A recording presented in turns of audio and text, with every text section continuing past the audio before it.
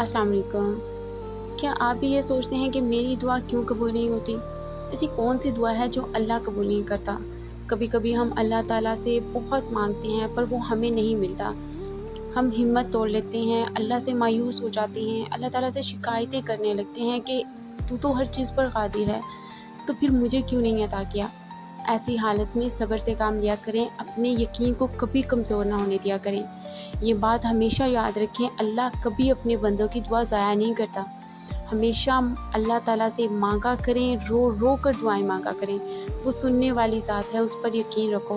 कुरान में अल्लाह सुब्हाना व तआला सूरह बकरा की आयत नंबर 216 में फरमाते हैं, और मुमकिन है कि तुम किसी चीज़ को नापसंद करो जबकि वो तुम्हारे लिए बेहतरीन हो, और मुमकिन है कि तुम किसी चीज़ को पसंद करो जबकि वो तुम्हारे लिए बुरी हो। अल्लाह जानता है और तुम नहीं जानते। बेशक अल्लाह ताला हर चीज़ का इल्म रखता है, हर चीज़ की गैबी इल्म को जानता है। अल्लाह ताला को हर चीज़ का मालूम है कि हमारे हक़ में कौन सी चीज़ बेहतर है और कौन सी चीज़ नहीं। मुख्तलिफ़ तरीके हो सकते हैं। रसूल पाक सल्लल्लाहु अलैहि वसल्लम ने फरमाया, मुस्लिम की दुआ कभी ज़ाया नहीं होती। या तो उसकी दुआ दुनिया में कबूल हो जाती है, या उसकी दुआ के बदले उसे बेहतरीन अता किया जाता है, या फिर उसके लिए आखिरत में एक अजर जमा कर दिया जाता है।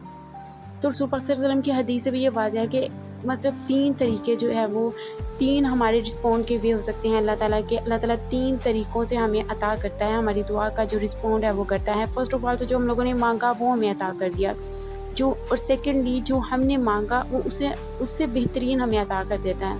एंड थर्ड वन, जिसमें इंसान के मायूसी के चांसेस बहुत बढ़ जाते हैं। इसमें अल्लाह सुब्हाना व तआला हमारी दुआ को सेव कर लेते हैं और हमें उसका अजर आखिरत में अता करते हैं। और आखिरत में जब इंसान अल्लाह ताला से अपनी उन नेकियों के बारे में पूछता है कि अल्लाह ताला ये वाली मेरी नेकियां कौन सी हैं, मैंने तो नहीं की, तो अल्लाह ताला फरमाते हैं ये तुम्हारी वो दुआएं हैं जो दुनिया में कबूल नहीं की गई थी। और तब इंसान ये ख्वाहिश भी करता है कि काश मेरी दुनिया में कोई दुआ कबूल ही ना होती। सो प्लीज़ अल्लाह से मांगें, जितना मांगना है उससे ही मांगें, बस मायूस ना हुआ। वो तो हमसे 70 माओं से ज़्यादा प्यार करने वाली ज़ात है, तो वो क्यों नहीं अता करेगा हमें। चलिए मैं आपको बड़े मज़े की बात बताती हूँ। जैसे एक छोटा सा बच्चा रो रो कर आग के पास भाग कर जाता है, लेकिन उसकी माँ उसे आग के पास नहीं जाने देती। बच्चे को लगता है कि माँ उसकी बात नहीं मान रही, लेकिन असल में माँ उसे बचा रही होती है।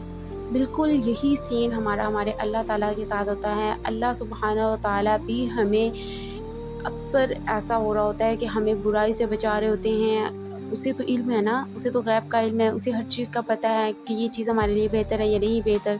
तो अल्लाह हमें वो नहीं देता जो हमारे लिए ख़तरे का बाइस बनता है, बल्कि सिर्फ़ वही देता है जो हमारे हक़ में बेहतरीन होता है। इसलिए हमेशा अल्लाह से उसकी रज़ा के मुताबिक मांगा करो, दुआ किया करो, सब्र किया करो, यकीन करो।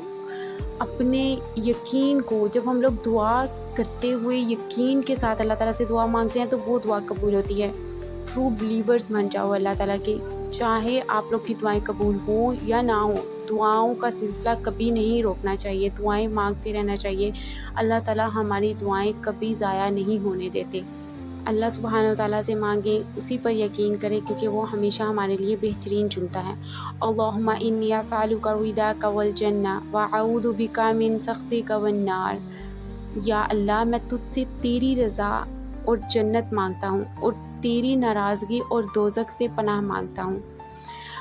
अगर आपने कभी ऐसी दुआ मांगी जो बाद में आपको समझ में आई कि बेहतरीन थी, तो कमेंट में ज़रूर शेयर करें, क्योंकि आपके कमेंट्स दूसरों के लिए मोटिवेशन का बाइस बनते हैं। जज़ाकल्लाहु खैर।